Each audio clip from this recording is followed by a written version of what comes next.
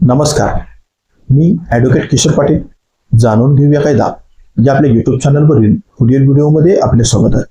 मित्रांनो, आजच्या व्हिडिओमध्ये आपण कूड जमीन संदर्भात मालकाच्या बाजूने 32 गच्या आधारे किंवा कुडाने जर त्याचा 32 गचा अर्ज हा मुदतीत दिला नसेल तर अशा परिस्थितीत मालकाकडे कोणता कायदेशीर हक्क उरतो या संदर्भात सविस्तर कायदेशीर मार्गदर्शन आजच्या व्हिडिओतून घेणार आहोत.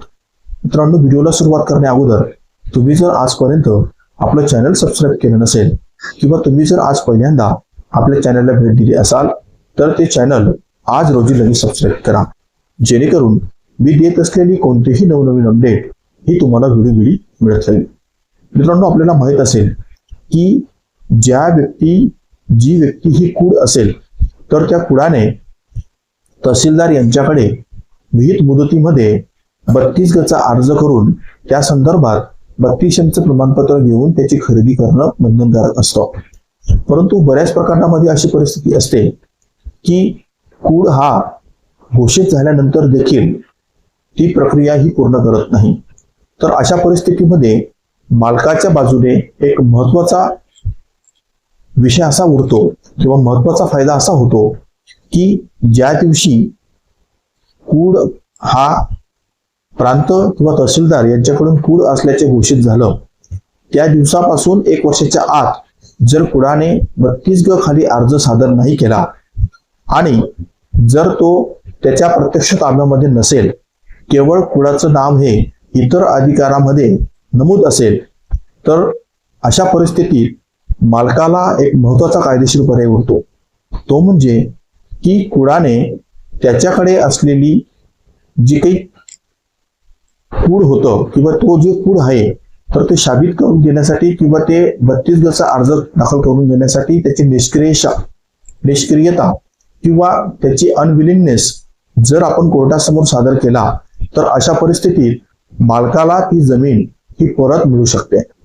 अशा परिस्थितीमध्ये महत्वाची गोष्ट म्हणजे अशी की ज्यावेळेस कूड हा ते कार्य करण्यास असफल ठरतो, अपयशी ठरतो किंवा जर समजा कुडाने जर 32 गचा अर्ज जरी केला आणि तो जर न्यायाधिकरणाने जर रद्द केला किंवा फेटाळला तर अशा परिस्थितीत देखील मालकाकडे एक अधिकार उरतो, तो म्हणजे 32P खाली ते कूड निष्क्रिय झाल्यामुळे ही जमीन परत मूळ जमीन मालकाला परत मिळते.